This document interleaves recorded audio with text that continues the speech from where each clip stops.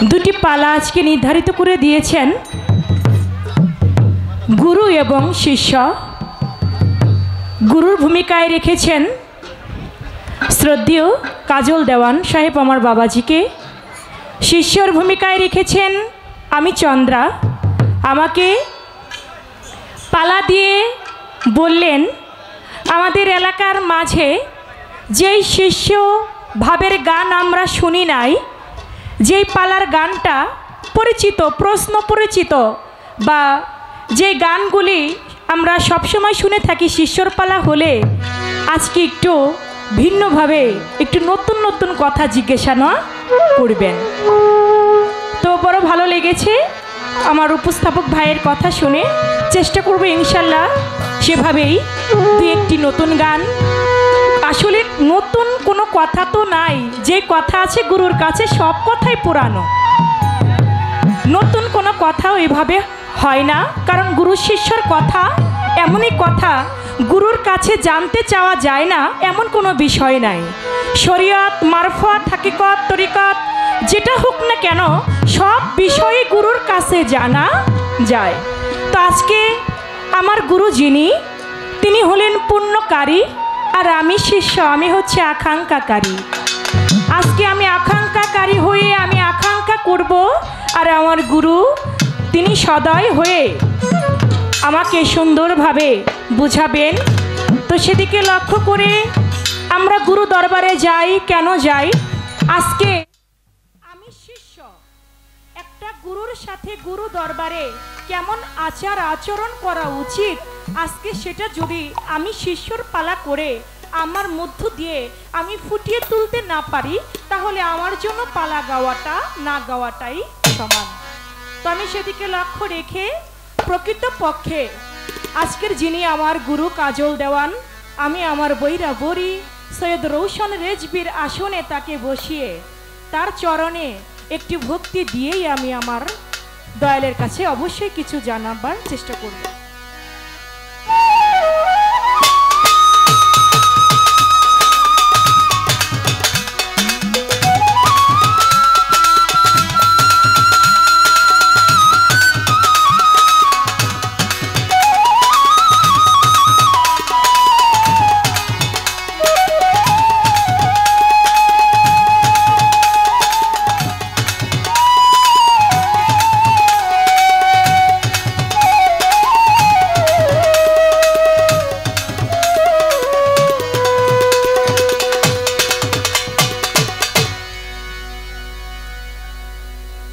গুরু দরবারে গেলে গুরুকে অবশ্যই ভক্তি দিতে হবে।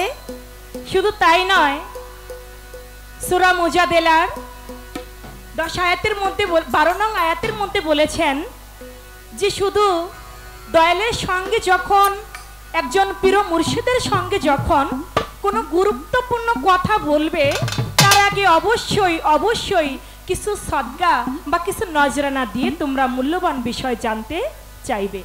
তা আমি যথাযথ চেষ্টা করলাম আমার গুরুকে কিছুটা নজরানা দেবার জন্য। নজরানা, দয়ালের নজরটা যেন আমার উপর থাকে, এটাই। সেদিকে লক্ষ্য করেই একটি গান আমি আমার গুরুর কাছে রাখছি। আশা করি আমার দয়াল মোর্শেদ সুন্দরভাবে খেয়াল করে শুনবেন।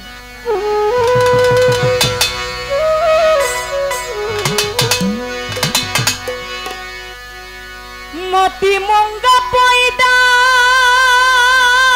যাবে কই কুরআনেতে,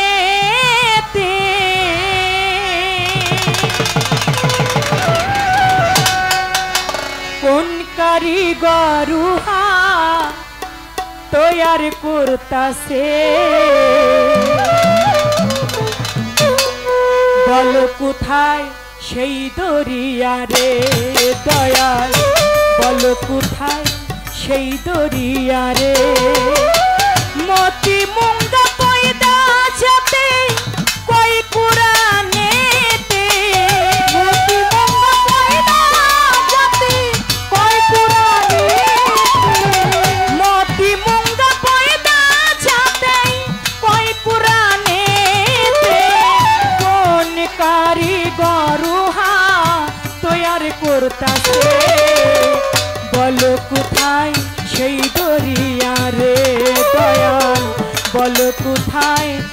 দরিয়ারে।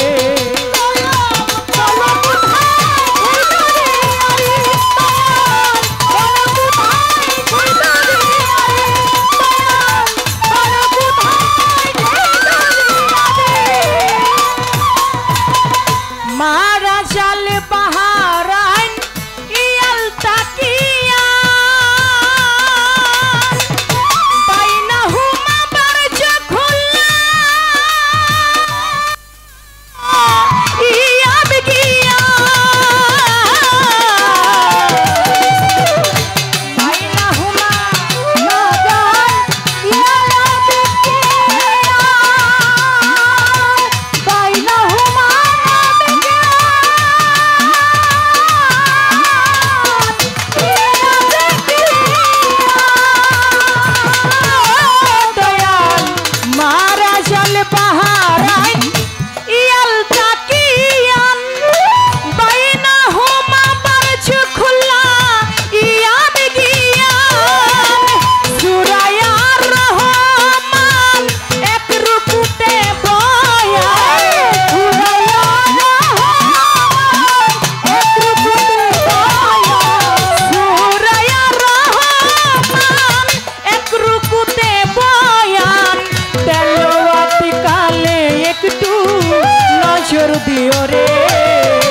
বলো কোথায় সেই দরিয়ারে দয়াল, বলো কোথায় সেই দরিয়ারে।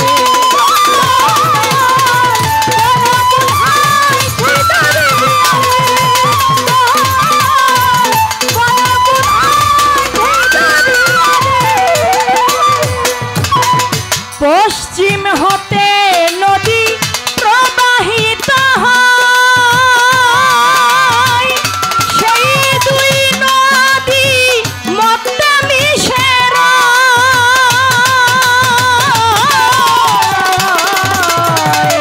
পশ্চিম হতে নদী প্রবাহিত হয়, সেই দুই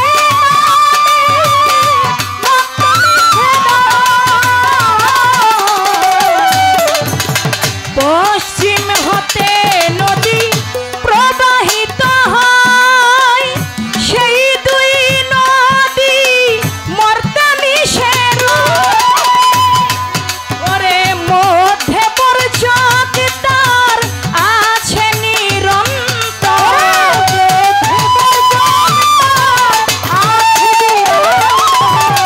মধ্যে পর্যন্ত তার আছে নিরন্তর, দুই স্রোতে তারা কবু মিশে না রে।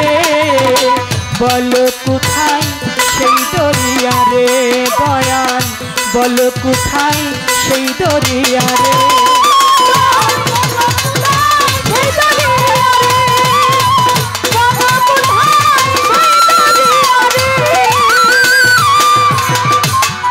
গানের মধ্যে বললেন, আমি যেই গানটি এখন গাইছি আপনাদের লক্ষ্য করে শুনতে হবে, নয়তো সুন্দরভাবে জবাবটা বুঝে নিতে কষ্ট হবে। আমি যে গানটি গাইলাম আল কোরআন সূরা আর রহমান, এই সূরা আর রহমানের মধ্যে মতি এবং মুঙ্গা দুটি নদীর কথা বলেছেন, কিন্তু মতি মুঙ্গা যে নদী আমরা কিন্তু চিনি না। আসলে মতি মুঙ্গা নদীটা কোথায় আছে এই নদী কিন্তু আমরা চিনি না। বিশ্বের মধ্যে অনেক নদী আছে, অনেক সাগর আছে, পদ্মা নদী আছে, আরিয়াল খান নদী আছে, এমনি ভাবে খাল বিল নদী নালা কোনোটা অভাব নাই। কিন্তু এই যে মতি এবং মুঙ্গা এই যে দুটি নদীর কথা বলেছেন সূরা আর রহমান এক রুকুর আয়াতের মধ্যে, এটা আমরা গুরু এই মতি মুঙ্গা আমরা বুঝি না। এই মতি মুঙ্গা নদীটা কোথায় আছে আর এটা কিভাবে কখন প্রবাহিত হয়। পশ্চিম হতে নদী প্রবাহিত হয়, দুই নদী মধ্যে মিশে রয়, মধ্যে বর্জক তারা আছে নিরন্তর, দুই স্রোতে কবু তারা মিশে না রে। সেই নদী কখনো দুই স্রোতে তারা মিশে না, যার যার মতো সে আলাদা থাকে। তো এখান থেকে জানবো। শুধু তাই নয়, গানটির মধ্যে আরো কি বলেছেন লক্ষ্য করে শুনলেই বোঝা যায়। রাত পেলে মাসরে কাই মাগরে বাইনি দুটি পূর্ব দুটি পশ্চিম দেখি না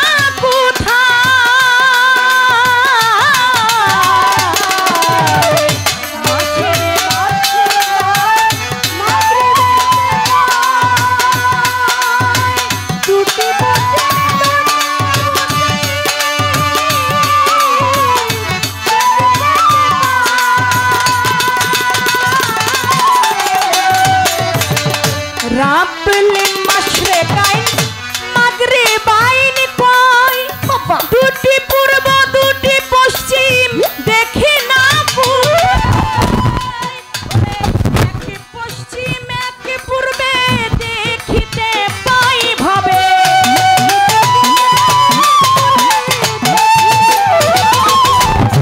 এক পূর্ব এক পশ্চিম দেখিতে পাই ভাবে আরেকটা পূর্ব পশ্চিম কোথায় আছে রে আরেকটা পূর্ব পশ্চিম কোথায় আছে রে বলো কোথায় সেই দরিয়া রে দয়া বলো কোথায় সেই দরিয়া রে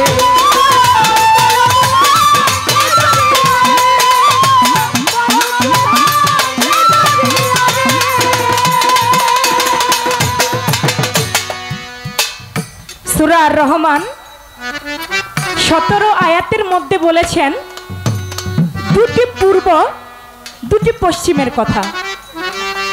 কিন্তু আমরা এই পৃথিবীতে ধরাধামে পূর্ব পশ্চিম কয়টা? দুইটা না, পূর্ব পশ্চিম উত্তর দক্ষিণে হলো 4টা দিক। কিন্তু সূরা আর রহমানের মধ্যে 17 নং আয়াতের মধ্যে বলেছে দুটি পূর্ব এবং দুটি পশ্চিমের কথা। তা আমরা একটা পূর্ব পাই একটা পশ্চিম পাই, আরেকটা পূর্ব পাই না আরেকটা পশ্চিমও পাই না। দয়াল ওই আরেকটা পূর্ব পশ্চিম কোথায় আছে? আরেকটা পূর্ব পশ্চিম কোথায় আছে এটা আপনার কাছে আমার জানবার বিষয়। শুধাইলে পশ্চিম বলে অগ্রতে, আবার অগ্রতে গেলে বলে আরো সামনেতে। আমরা দেখবেন যদি কারো কাছে জিজ্ঞাসা করা হয় পশ্চিম কোন দিকে, তা আপনাকে দেখাই দিবে যে এই দিকে পশ্চিম আছে। তো আপনি পশ্চিমে গেলেন, ছোট ছোট পশ্চিমে গেলেন, পশ্চিমে যাবেন, যাবার পরে সেখান থেকে আপনি মক্কা শরীফ যাবেন, সৌদি আরব যাবেন, কাবা শরীফ যাবেন। মক্কা শরীফ থেকে জিজ্ঞেস করবেন পশ্চিম কোন দিক, বলবে পশ্চিম এই দিক। আসল পশ্চিমটা কোথায় এটা কিন্তু আমরা কেউ জানি না। আমেরিকা যাব বলে পশ্চিম এই দিক, যে দিকে যায় না কেন বলে পশ্চিম এই দিক। আসলে দয়াল পশ্চিমটা কোন দিক, পশ্চিমটা কোথায় এটা আপনার কাছে আমার জানবার বিষয়। গুরু ধরতে হবে কেন, গুরু ধরলে কি হবে? গুরুর হাত আছে আমারও হাত আছে, গুরুর পা আছে আমারও পা আছে, এই ধরনের কথা আজকে জানতে চাইবো না। না, আজকে একটু উর্দু থেকে দু একটা আলাপ আলোচনা রাখার চেষ্টা করবো। এর জন্য আমি যে গানটি গাইলাম সাধক মনসুর শাহ, এভাবে সাধকদের গান দিয়ে আজকে অবশ্যই জানবার চেষ্টা। বলো কোথায় সেই দরিয়া,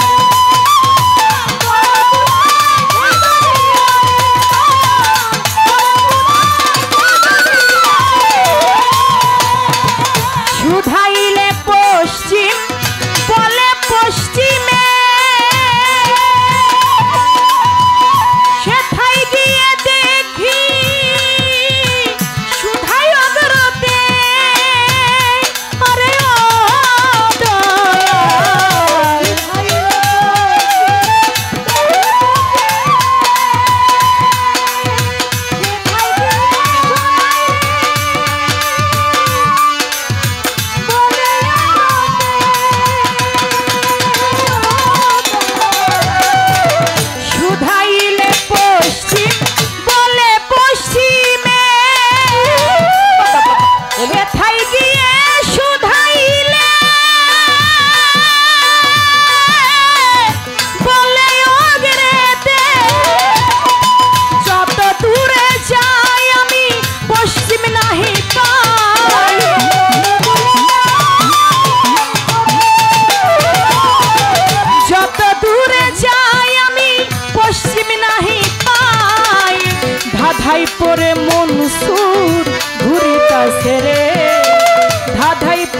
সাধক মনসুর ঘুরিতেছে রে, বলো কোথায় সেই দরিয়া রে দয়াল, বলো কোথায় সেই দরিয়া রে।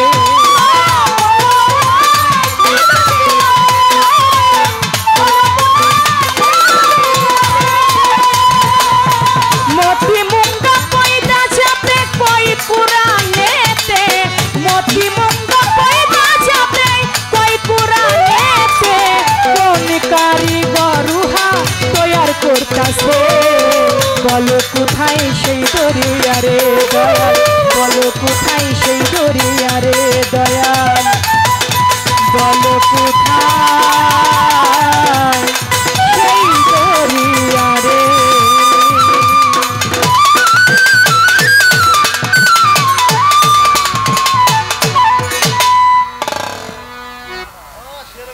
মতিমুঙ্গা আজকে জানবো কোথায় আছে সেই দরিয়া, চিনি না চিনব।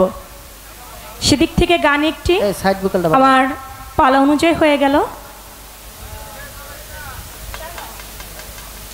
আরেকটি গান আমার যেহেতু শিষ্য ভাবধারা সেদিকে লক্ষ্য করে আরেকটি দরবারি গান আমি রেখে বলছি বসছি, তারপরে দেখি আজকে যিনি আমার তিনি কি বলেন, তার বলা কর পাশে আবার গান কথা থাকবে।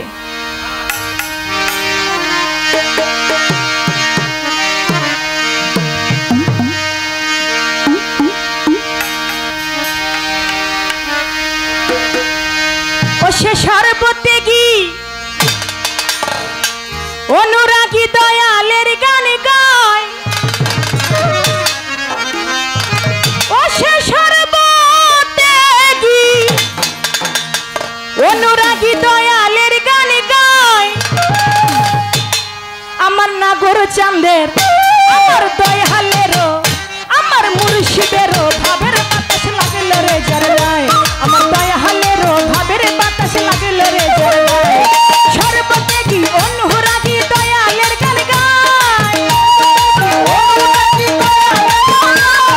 সর্বত্যাগী অনুরাগী দয়ালের গান গায়, আমার শাহ পাগলারও আমার শাহ পাগলার আমার নাগর চাঁদের আমার মুর্শিদেরও ভাবের বাতাস লাগল রে জরলায়, আমার দয়ালেরও ভাবের বাতাস লাগল রে জরলায়।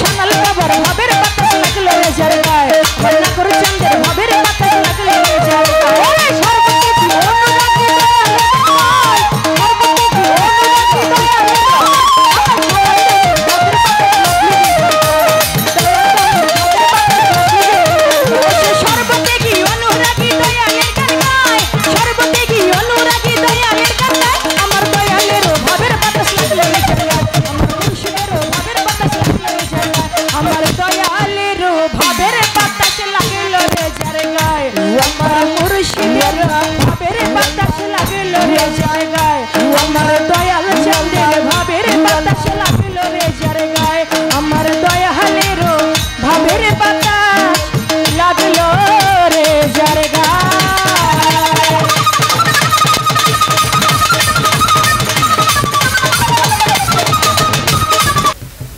স্বনামধন্য গায়িকা চন্দ্রা সরকার, উনি শিষ্যপক্ষ আলোচনা করবেন এবং আমাকে গুরুপক্ষ বলতে বলা হয়েছে। গুরু মূলত পক্ষে আপনারা, আপনাদের কথাগুলি আমি আমার ক্ষুদ্র মুখ দিয়ে যতটুকু সম্ভব বলার চেষ্টা করব। ভুল ত্রুটি নিজগুণে ক্ষমা করবেন। প্রথমবার দাঁড়িয়ে একটি গানের মাঝে আমার কাছে কিছু কথা তিনি রেখেছেন। সূরা আর রহমান, এই সূরা আর রহমানের মধ্যে আছে দুইটি নদী প্রবাহিত হচ্ছে, সেই নদী তলে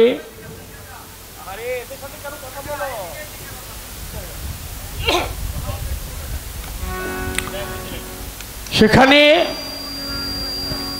মতিমঙ্গা প্রবাহিত হচ্ছে, এই বিষয়টা সম্বন্ধে জানতে চায়। আরেকটি বিষয় জানতে চেয়েছেন,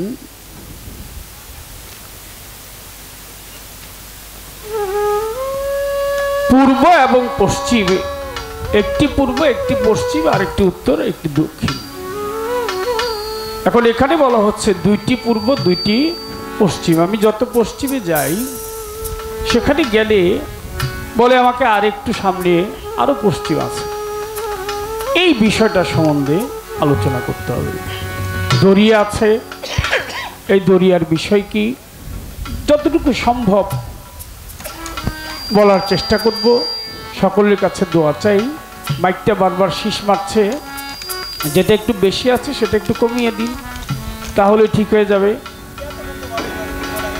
আগের আসলে তো সমস্যা হয় নাই, এখন হচ্ছে কেন দেখেন একটু। মাইক অপারেটর ভাই, একটি গান আগে রাখি, তারপর যতটুকু না বললেই চলে না ততটুকু বলবো। ধন্যবাদ সবাইকে। হ্যালো হ্যালো, হ্যাঁ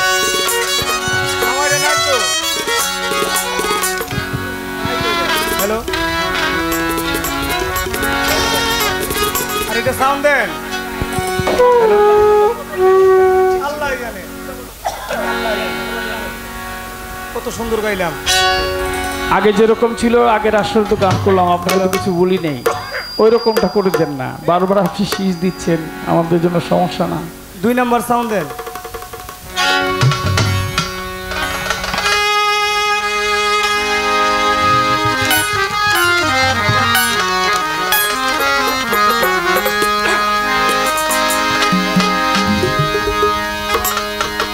সত্য সাধনার বলে আসিয়াই মানব কুলে, 16 আনা দিবি বলে একানো দিবি কেন রে মন সাধু সঙ্গ নিলি না। 500 টাকা দিয়ে আমাকে একটা ভক্তি দিয়েছে, এর জন্য তাকে ধন্যবাদ। কিন্তু দেওয়ার পরে একটা কথা বলছে মাইকে গিয়ে, যে আমার যে কর্তব্য সেটা পালন করলাম, এইখানে আমার কথা। কেউ যদি, এই যে আমরা গান করছি, আপনারা যারা দিচ্ছেন আমাদেরকে, এটাকে পুরস্কার বা বকশিস বলা হয়, আর সনাতন ধর্মে বলে এটা দান। বকশিস দিলেন না আপনারা আমাদের দুইজনকে। উনি বললেন যে গুরু এবং শিষ্য, গুরুর দরবারে গেলে গুরুকে নাজরানা দিতে হয়।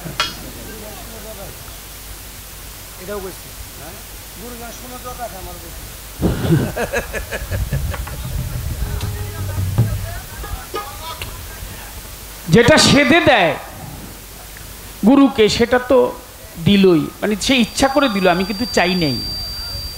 আমার কথা থাকবে চন্দ্রার কাছে, চন্দ্রা আমি যদি কিছু চাই তুমি কি আমাকে দেবে? দাঁড়ায় বলবে, হয় বলবে হ্যাঁ দিব, নয় বলবে না। সত্য সাধনার বলে আসিয়াই মানব কুলে, 16 আনা দিবি বলে একানো দিলি না কেন রে মন সাধু সঙ্গ নিলি না কেন রে মন সাধু সঙ্গ নিলি না শত সাধনার বলে আসিয়া এ মানব কুলে 16 আনা দিবি বলে একানাও দিলি না কেন রে মন সাধু সঙ্গ নিলি না কেন রে মন গুরু সঙ্গ নিলি না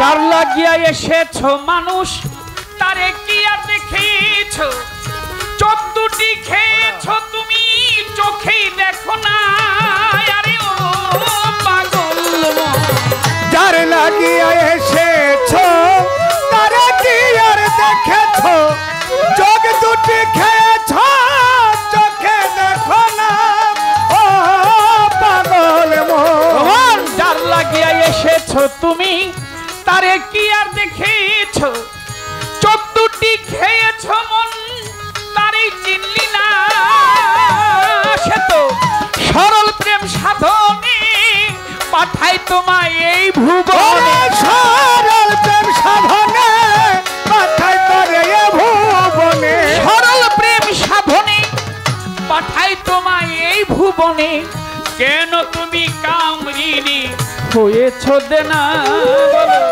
কেন তুমি কামরিনী হয়েছ দেনা কেন রে মন সাধু সঙ্গ নিলে না শত সাধনার বলে আসিয়া এ মানব কুলে 16 আনা দিবি বলে একানাও দিলি না কেন রে মন সাধু সঙ্গ নিলি না কেন রে মন গুরু সঙ্গ নিলি না মানব মানবতায় এনেছিলি তুই তোর মাথায় ভুলে গেলি কার কথায় তুই তারে চিনলি না দিলি মহাজনের মাথায় বাড়ি লাভে গেল কমতি মহাজনের মাথায় বাড়ি লাভে গেল কমতি পড়ি মহাজনের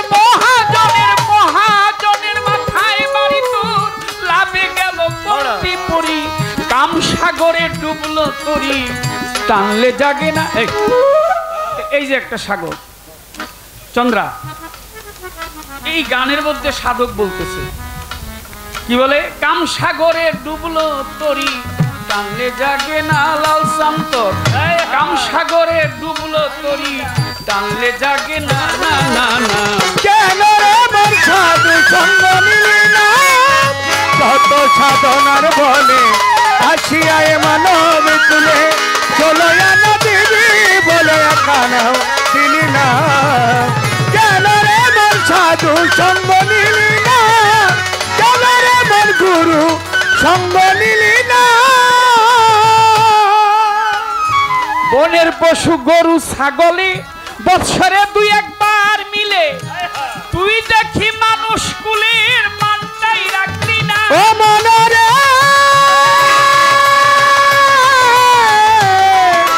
মনরে ও মনরে আমার বনের পশু গরু ছাগলে বৎসরে 2-1 মিলে তুই দেখি মানুষ কুলের মানি রাখলি না তুই মানুষ হইতে পশু ভালো মানব জনম বৃথা গেল মানুষ হইতে পশু ভালো তোর মানব জনম বৃথা গেল মানুষ হইতে পশু ভালো এই মানব জনম বৃথা গেল মানুষ কুলে জনম হইল মরণ হইল না পাগল তোর মানুষ কুলে জনম হইল মরণ হইল না কেন রে মন সাধু সঙ্গ নিলি না কত সাধনার বলে আসিয়া এ মানব কুলে 16 আনা দিবি বলে একানাও দিলি না কেন রে মন সাধু সঙ্গ নিলি না কেন রে মন গুরু সঙ্গ নিলি না দিনার দিনে গেল দিন বাকি মাত্র কয়েকদিন একদিনও ভাবলি না সেই দিনের ভাবনা অন্তর ওই দিনের আর কয়দিন বাকি দেহ ছেড়ে যাবে ওই দিনের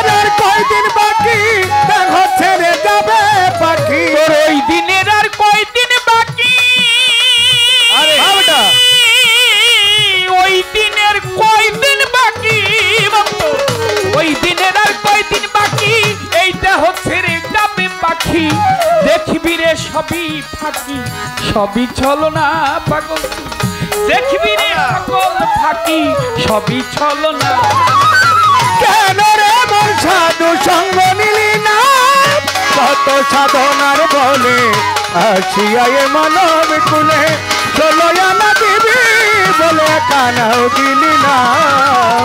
কেন রে মন গুরু সঙ্গ নিলি না, কেন রে মন সাধু সঙ্গ নিলি না। তাই বলি নামে প্রেমে,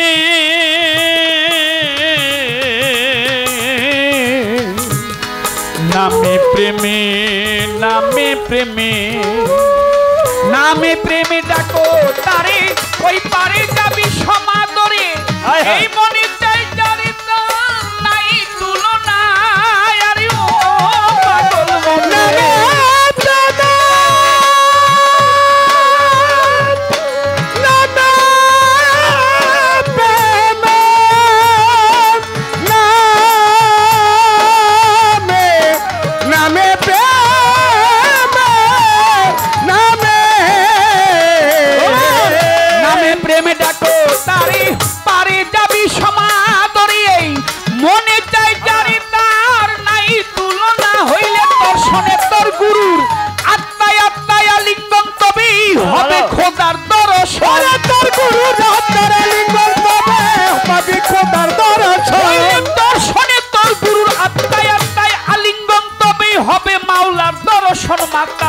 রাজ্জাকের পাগলা বচন বৃথা যাবে না, কাজল তোর মাতালেরই পাগলা কথা বৃথা যাবে না। কেন রে মন সাধু সঙ্গ নিলি না, কত সাধনার বলে আসিয়া এ মানব কুলে, চলো আনা দিবি বলে কানাও দিলি না। কেন রে সুরেশ্বরী সঙ্গ নিলি না, কেন রে মন সাধু সঙ্গ নিলি না। ডালে ডালে দুলছে তারা, ডালে ডালে দুলছে তারা, ডালে ডালে দুলছে তারা, প্রেম চাহে তোমার কাছে। বাগানে বাগানে বুলবুলি বসেছে গানের, বাগানে বাগানে প্রেমিকরা বসেছে। ডালে ডালে দুলছে তারা, ডালে ডালে দুলছে তারা, ডালে ডালে দুলছে তারা, প্রেম চাহে তোমার কাছে। বাগানে বাগানে রে বুলবুলি বসেছে গানের, বাগানে বাগানে রে ভক্তরা বসেছে। সভা করে আছেন যারা ভক্ত আসে কান, যেইভাবে বসে শুনছেন বিচার বাউল গান। আপনারা বসে বসে করলে একটু দোয়া, আপনাদের দোয়া পেলে হবে যে গান গাওয়া। গুরু আর শিষ্যেতে চলবে আজকে পাল্লা, হিন্দুরা হরি বলবে মুসলমানে আল্লাহ। প্রথমবারে আমার কাছে জিজ্ঞাসা করে, আমি ভুলি নাই কথায় আমার মনে পড়ে। তিনি যেইভাবে জিজ্ঞেস করে কথা মন্দ না। দেহে আছে নদী তিনটি, আবুদিয়াত, রুবুবিয়াত, উলুহিয়াত। আমি তোমাকে জানাই,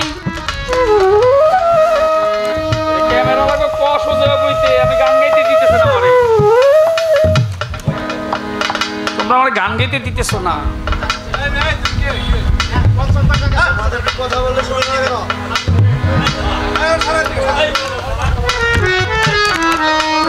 আমার সমস্যা হলো কি, একটু যদি নড়ে আমি আর গান করতে পারি না, এটা আমার অভ্যাসে নাই। এটা বিচার গান তো, এটা তো এরকম না যে একটা গান করলাম বসে পড়লাম, তো এটা আমার রান্নার দরকার কি, চন্দ্র রান্নার দরকার কি। দুইটা করে গান করবো, আপনারা একটু নাচানাচি করবে না, তারপর যাইবো গা। কিন্তু এই গানটা তো বিচার গান, কথায় কথায় বিচার। যাক বাবারা একটু অনুরোধ করি, কষ্ট দিন না, একটা রাত্রের জন্য আসছি, বাইচা থাকলে দেখা হইতে পারে, নাও হইতে পারে। বলতেছিলাম তিনটি নদী সেথায়, আবুদিয়াত, রুবুবিয়াত, উলুহিয়াত, গোপন ভাবেতে চলতেছে। কামেল গুরুর কাছে গেলে সেই কথা বলে দিবে, বলি আপনার কাছে। এবার বলে দুইটা পূর্ব দুইটা পশ্চিম, এটাই আবার কি?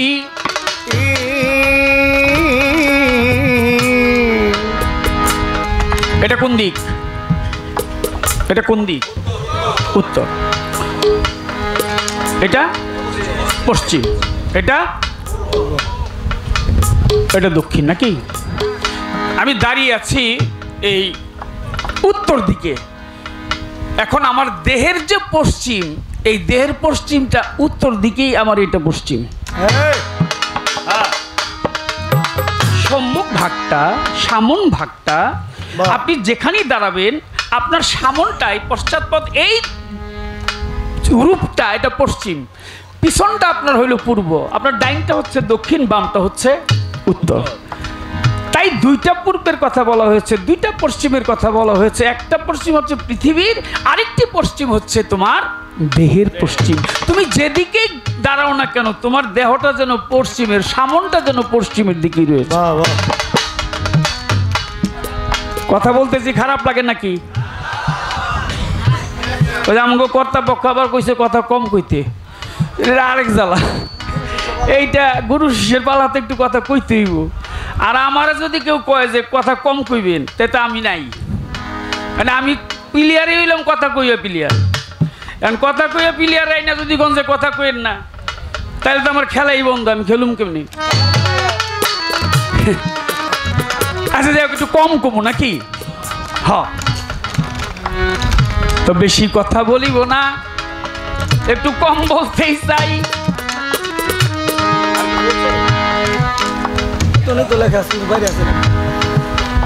আপনাদের কাছে একটা কথা জানতে চাবো, আছেন যত ভাই, পালা কি গুরু আর শিষ্য? শিষ্য কিন্তু এমনি এমনি আসে নাই চন্দ্রা, আপনি কিন্তু এইভাবে আসেন নাই। আপনি 9টা বাতুন ঘুরে তারপর আসছেন। 9 বাতুনে 9টা প্রশ্ন আপনাকে করা হয়েছিল। এই 9টা প্রশ্ন আপনাকে কি কি করছে, আপনি কি জবাব দিচ্ছেন? 10 জায়গায়, অর্থাৎ এই দুনিয়াতে যখন আসলেন এই 10টা জায়গায় এসে প্রকাশ পাইছেন চন্দ্রা রূপে। চন্দ্রা আরেকটা বিষয় আছে, চন্দ্রা হইল একটা ফুল, এইটা পর্বতমালা থেকে ভেসে, এটা সনাতন ধর্মের কথা, ফুলটা ভেসে ভেসে চলে আসলেন যমুনা নদী বেয়ে। কারণ ওই চন্দ্রার সাথে আবার আরেকজন ছিল, নাম হইল তার রাধা। রাধা কৃষ্ণ নাম শুনছেন তো? তো রাধার সাথে একজন ছিল চন্দ্রা। চন্দ্রা মানে সুন্দর, আলোকিত, ভালো, এইরকম। তো আজকে যেহেতু ভালো জিনিসটা পাইছি, আপনি ভালো কটা কত নিয়ে যেতে নাকি? চন্দ্রা আসছে কোথায়?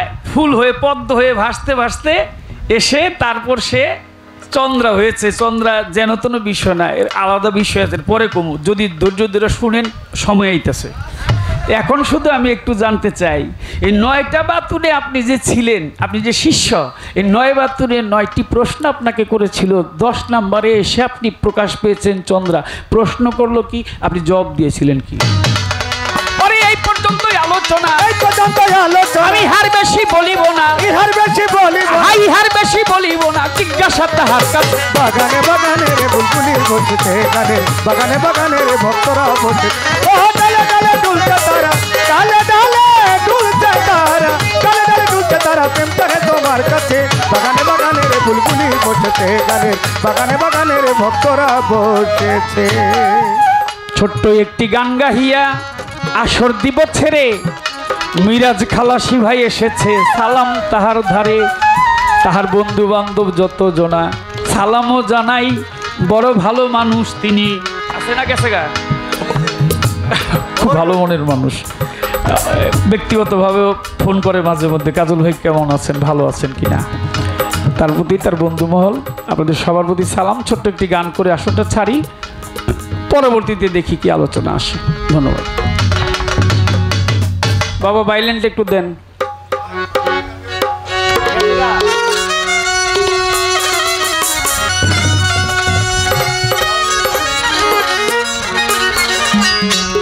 ওরে মন যার শোনে নাই, যার শোনে নাই, যার শোনে নাই, যার শোনে নাই প্রেম প্রীতি তোর, তার পূজায় কি মন বসিবে? জানো না রে ও ভ্রান্ত মন, কিসে গুরু ভজন হবে? জানো না রে ও ভ্রান্ত মন, যার শোনে নাই প্রেম প্রীতি, যার শোনে নাই মন্ত, যার শোনে নাই প্রেম প্রীতি, তার পূজায় কি তোর মন বসিবে? জানো না রে ও ও ভ্রান্ত কিসে গুরু ভজন হবে জানো না রে ও ভ্রান্ত মন যার শোনে নাই প্রেম প্রীতি যার ওরে পাগল যার শোনে নাই যার শোনে নাই প্রেম প্রীতি তার পূজায় কি মন বসিবে জানো না রে ও ভ্রান্ত মন কিসে গুরুর ভজন হবে জানো না রে ও ভ্রান্ত মন যার শোনে নাই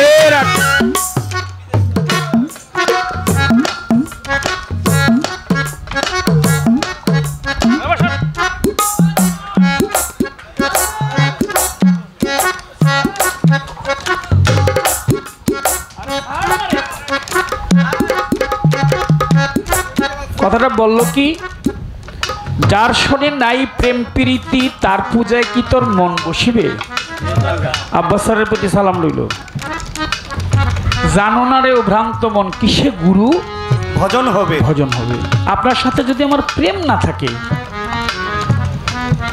হৃদয়ের মাখামাখি যদি না হয় তাহলে তো হবে না আহারে আমি কিছুক্ষণ সময়ের জন্য আসলাম আপনাদের কাছে কিছুক্ষণ সময় থাকলাম দুটি গান করলাম চলে গেলাম কালকে আলোচনা হবে চায়ের দোকানে কাজল দন আসছিল চন্দ্র আসছিল তারা এসে গান করে গেছে এই আলোচনাগুলি করছে এই কথাগুলি তারা বলছে রেজাল্টটা আসবে কি মন থেকে দোয়া তাই তো এর বেশি তার কিছু না তা আপনাদের কাছে একটা জিনিস চাবো আমার জন্য না আমার চন্দ্রের জন্য আপনারা একটু দোয়া করবেন করবেন না যার শোনে নাই প্রেম প্রীতি মন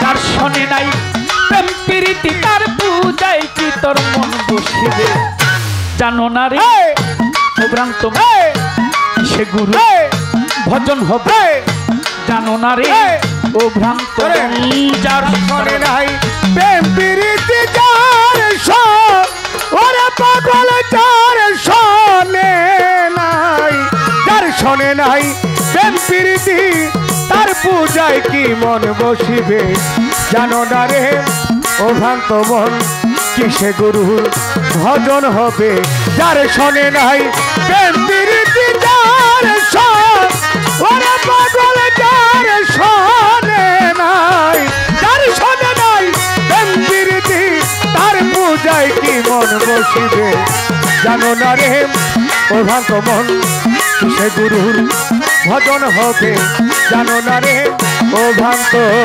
মন যাহার বদন দেখা মাত্র মনে পাবে আনন্দ তাকে বুকে চড়িয়ে ভব এই তো স্বয়ং গোবিন্দর মন এই তো স্বয়ং গোবিন্দর মন এই তো স্বয়ং গোবিন্দ যাহার বদন দেখা মাত্র মনে পাবে আনন্দ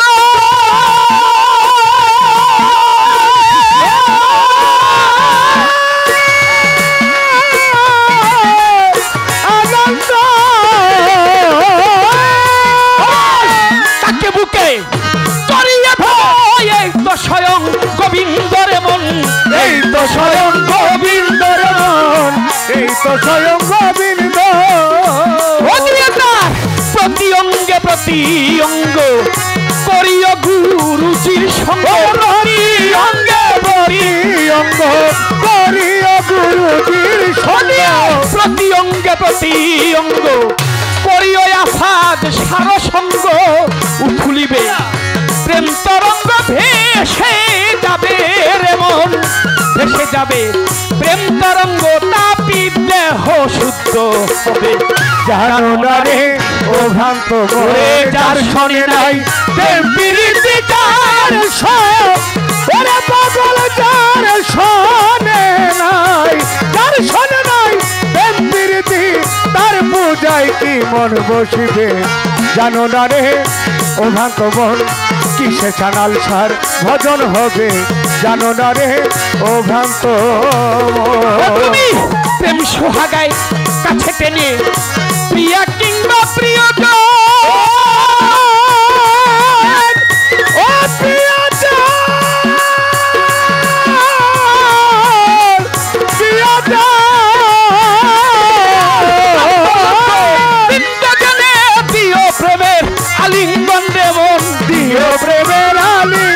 মন দিও প্রেমের আলিঙ্গন প্রেম সোহাগায় কাছে টানো প্রিয় কিংবা প্রিয় ও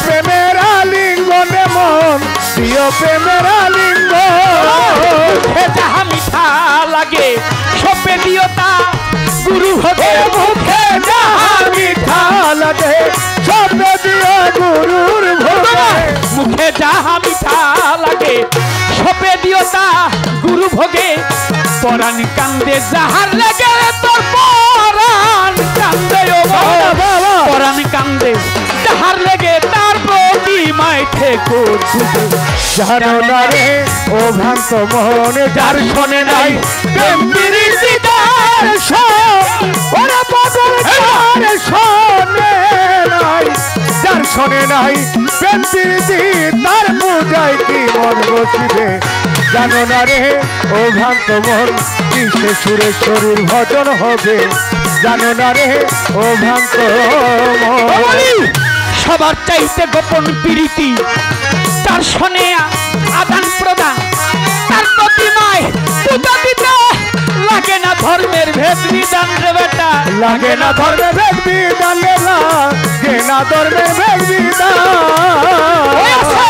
সবার চাইতে গোপন প্রীতি তোর যার শোনে আদান প্রদান তার প্রতিমায় পূজা দিতে লাগে না ধর্মের ভেদ বিধান রে পাগল লাগে না ধর্মের ভেদ বিধান লাগে না ধর্মের ভেদ বিধান পঞ্চরসে কত্র তোরা মানব হারিতে ভরা পঞ্চরসে কত্র করে মানব হারিতে ভরা পঞ্চরসে কত্র করা এই মানব হারিতে ভরা রাধা বল্লভ বলে পাইল যারা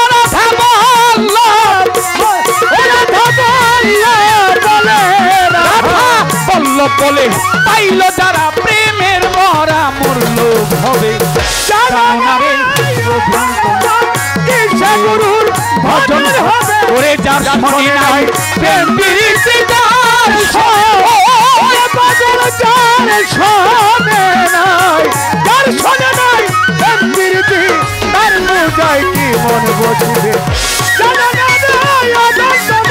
কিসে গুরুর ভজন হবে জানা না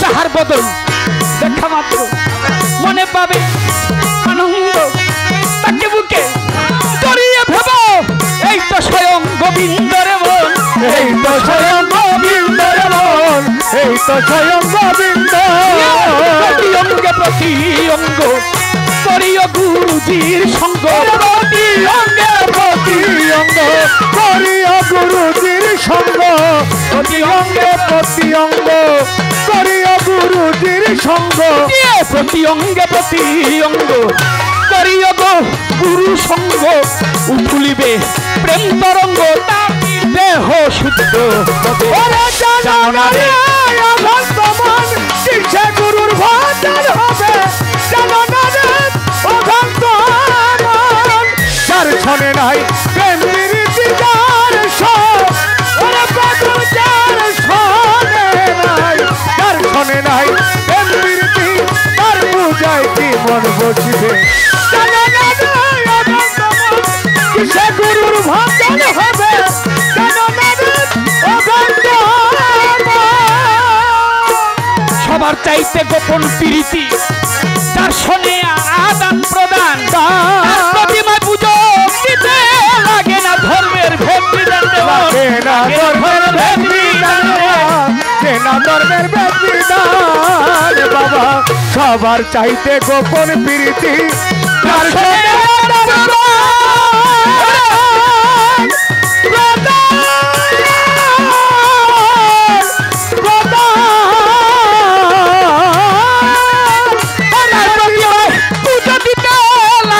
ধর্মের ভেদ বিধান দেব বিধান কেনা ধর্মের ভেদ বিধান পঞ্চরসে কত্র করা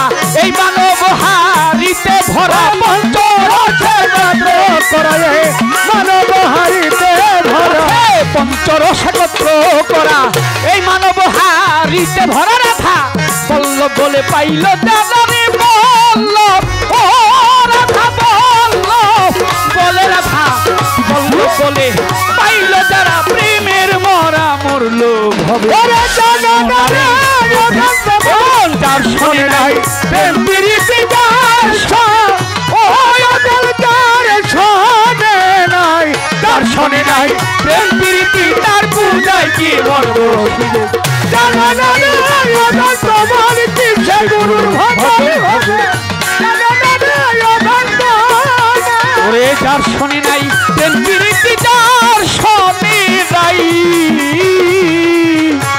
যার শোনে নাই প্রেম প্রীতি তোর তার কথাই কি মন বসিবে জানো না রে ও ভ্রান্ত কিসে গুরু ভজন হবে জানো না রে জানো না রে ও ভ্রান্ত মন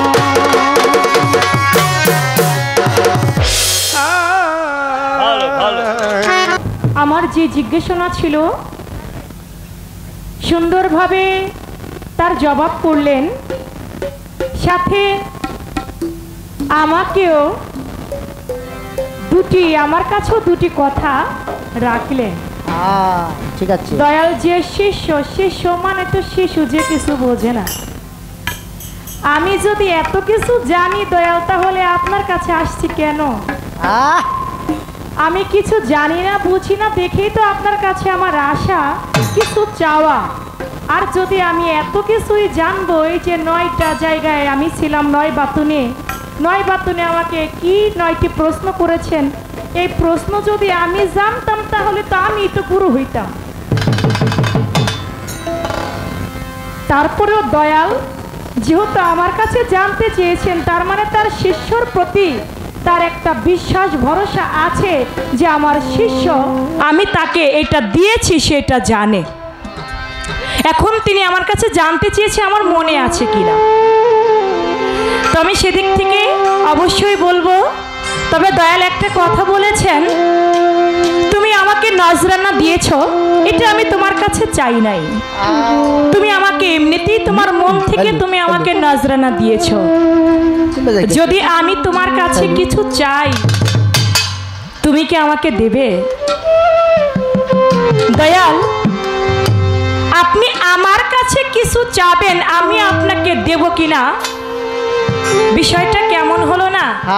কারণ আমি যদি আমার আমিত্বকে ধরে রাখি, তাহলে তো আমার গুরু ভজনই হবে না। সত্য কথা। আমি যেদিন আপনার ওই রূপ দেখেছি, ওই রূপ দেখে যখন আমি আপনার হাতে হাত রেখে বায়াত গ্রহণ করেছি, সেদিন থেকে কি আর আমি আমার আছি? সেদিন থেকে তো আর আমি আমার নাই যে আমি আপনাকে কিছু দেব। দয়াল, আমার বলতে কিছু নাই, যা আছে আপনার। ওই যে নারায়ণের কাছে প্রশ্ন করেছিল নারদ মুনি যে দয়াল, কি দিয়ে গুরুকে ভজলে, গুরুকে সেবা দিলে গুরু সেবা হয়? তো নারদ মুনিকে নারায়ণ বলেছিলেন, নারদ, তুমি গুরুকে সেবা দিবে, ভজনা করবে, ঠিক আছে, তুমি গুরুকে ফুল দিয়ে সেবা দিও, তাহলেই গুরু তোমার সেবা নেবে। নারদ মুনি একটু তর্ক করতো নারায়ণের সাথে, বললেন, আচ্ছা দয়াল, আপনি মনে করেন আমি এমন একটা জায়গায় আছি যে জায়গাটার মধ্যে কোনো ফুল নাই, তাহলে আমি আপনাকে কি দিয়ে সেবা দেব? বলে, যদি ফুল না থাকে তাহলে আমি নারায়ণ, আমি তোমার গুরু, তুমি আমাকে ফল দিয়ে সেবা দিও। বলে, দয়াল, ধরেন আমি এমন একটা জায়গায় আছি যে জায়গাটার মধ্যে কোনো ফলও নাই, কোনো ফল গাছও নাই, তাহলে আমি কি দিয়ে আপনাকে সেবা দিব? কয়, ফল না থাকলে, ফল গাছ না থাকলে তাহলে তুমি জল দিয়ে গুরুকে সেবা দিও। বলে, দয়াল, ধরেন আমি এমন একটা জায়গায় আছি যে জায়গায় কোনো জল নাই, কোনো পানি নাই, কোনো নদী নালা কিছুই নাই, তাহলে আমি আপনাকে কি দিয়ে সেবা দিব? নারায়ণ বলে, নারদ রে, নারদ, আমি বলি তোমারে, দুনিয়ার বুকে ফুল না থাকতে পারে,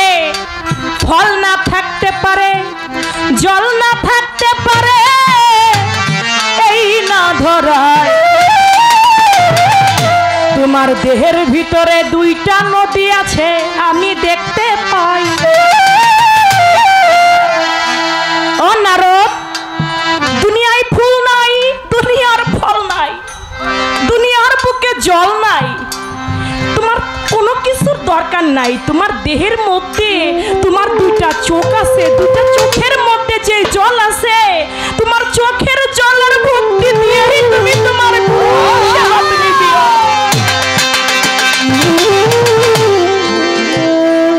দয়াল, আমি আপনাকে ভজনা করব, আমার কিছু নাই, চোখের জল ছাড়া দেবার মতো কোনো কিছু নাই। আপনার যা লাগে আপনার থেকে আপনি নিয়ে নিয়েন। একটি গান রাখি, নয় বাতন থেকে প্রশ্ন করেছেন, আমি জবাব রাখবো। আগে একটি গান।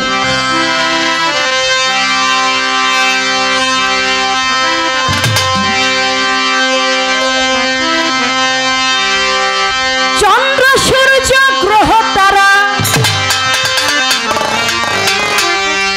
চন্দ্র সূর্য গ্রহ তারা কোথায় আছে দেহ ঘরে?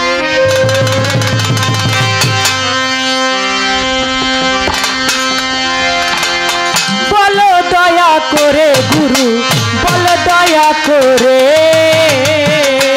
ওরে চন্দ্র সূর্য গ্রহ তারা, চন্দ্র সূর্য গ্রহ তারা কোথায় আছে দেহ ঘরে? বলো দয়া করে গুরু, বলো দয়া করে, বলো দয়া করে গুরু, বলো দয়া করে।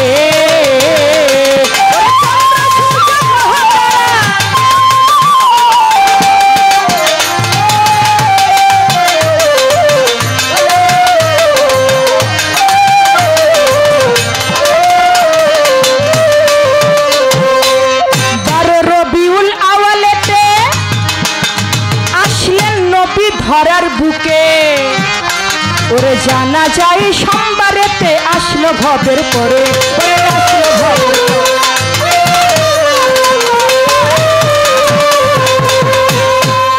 12 রবিউল আওয়ালেতে আসলেন নবী ধরার বুকে, ওরে জানা যায় সোমবারেতে আসলো ভবের পরে।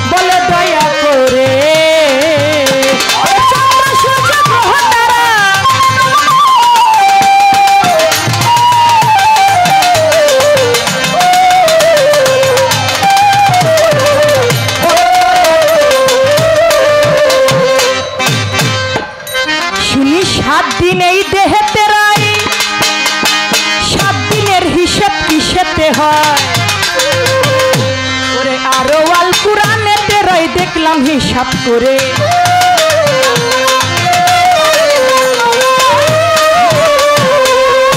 শুনি 7 দিন এই দেহেতে রয়, বাঁচান আমার 7 দিনের হিসেব কিসেতে হয়? আল কুরআনে দেখিতে পাই, দেখলাম নজর করে।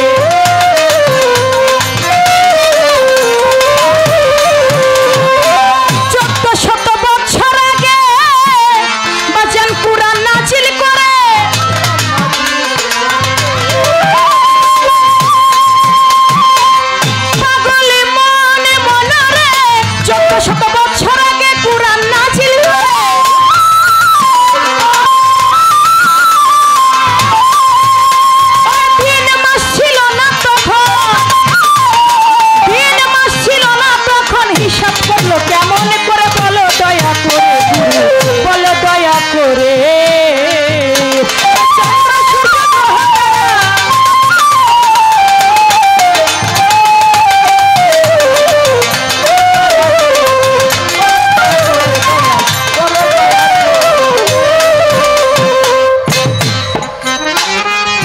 আসলে আজকে যে গুরুকে পেয়েছি, আজকে দিয়ে তার সাথে আমার এই 2 পালা গান। এক পালা গান হয়েছিল মাদারীপুরে, হাসর কিয়ামত পালা, আমার মনে আছে। আর আজকের পালা হচ্ছে গুরু শিষ্য।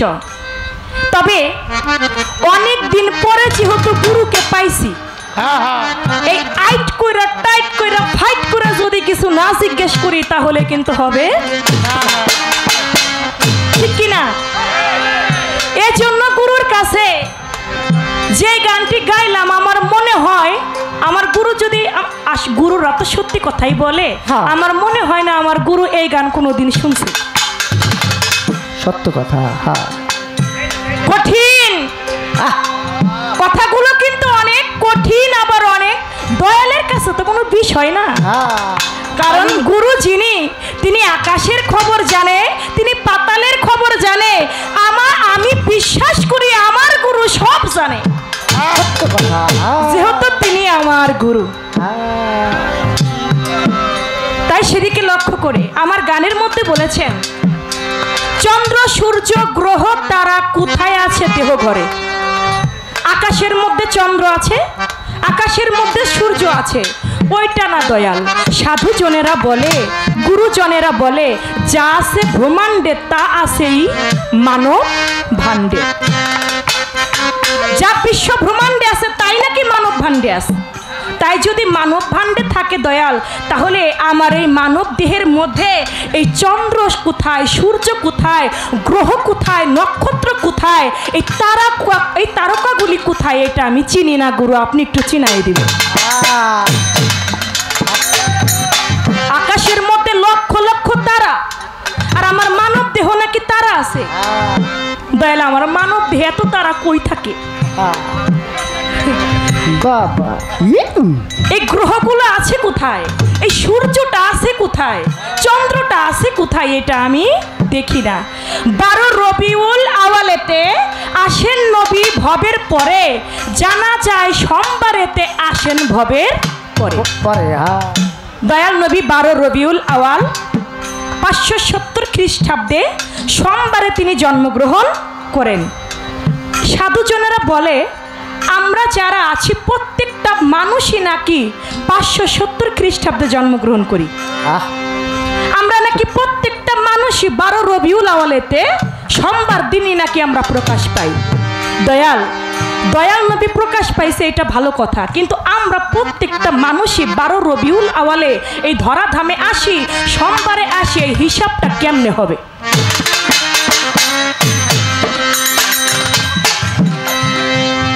আমরা কিভাবে 570 খ্রিস্টাব্দে 12 রবিউল আওয়াল সোমবারে আমরা এই ভবেতে আসি, এটা কিভাবে আসলাম?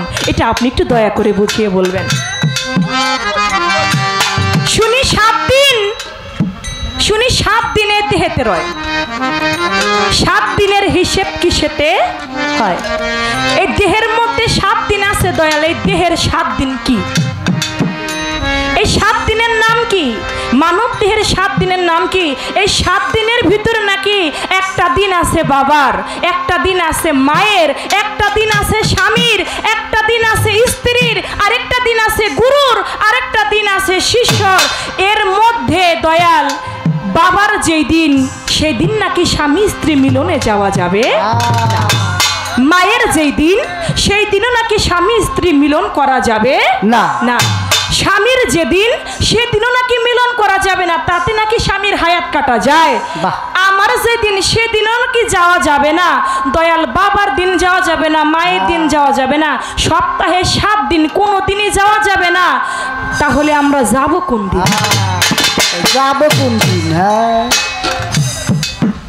কি কথা ঠিক আছে নি? তাহলে আমরা কামিনীর কাম সাগরে যাব কোন দিন? আর যদি না যাই তাহলে দুনিয়ার সৃষ্টি তো বাড়বে না। সত্য কথা। সন্তান আদি তো জন্ম নিবে না। এজন্য বলেছে দেহে 7 দিন রয়, 7 দিনের হিসেব কিসেতে হয়? আরো আল কোরআনেতে দেখলাম বিচার করে 1400 বছর আগে কোরআন নাজিল করে। আচ্ছা দয়াল, এই যে আমরা দিন গুনি, শনিবার, রবিবার, সোমবার, মঙ্গলবার, বুধবার, বৃহস্পতিবার, শুক্রবার, আবার বৈশাখ জ্যৈষ্ঠ আষাঢ় শ্রাবণ ভাদ্র আশ্বিন কার্তিক অঘ্রাণ পৌষ মাঘ ফাল্গুন চৈত্র, এই যে আমরা মাস গণনা করি দয়াল, এই মাস গণনা এটা তো আগে ছিল না। এটা কোন দিন থেকে কার থেকে কেমনে সে বুঝতে পারলো এইটাই বৈশাখ মাস? যেই ব্যক্তি এই মাস দিন ঠিক করলো কেমনে বুঝতে পারলো এটাই শুক্রবার? কোকাই দেন কেমনে বুঝলো এটাই আজ? এটা কি মাস চলে বাংলায়? শ্রাবণ মাস, ভাদ্র মাস। হ্যাঁ যাই হবে, অঘ্রাণ ভাদ্র একটা হইব, শ্রাবণ মাস।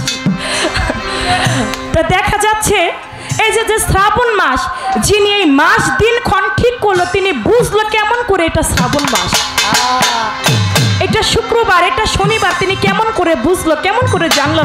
এই গান থেকে আপনার কাছে আমার কথা রয়ে গেল।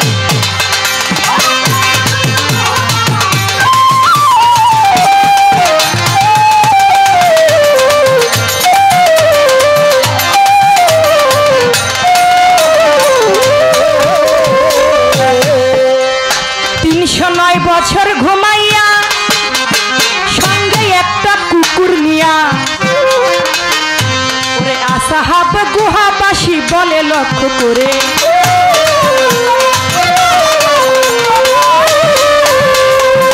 309 বছর ঘুমাইয়া বাজান সঙ্গে একটা কুকুর নিয়া আসাহাব গুহাবাসী পরিচয় লাভ করে।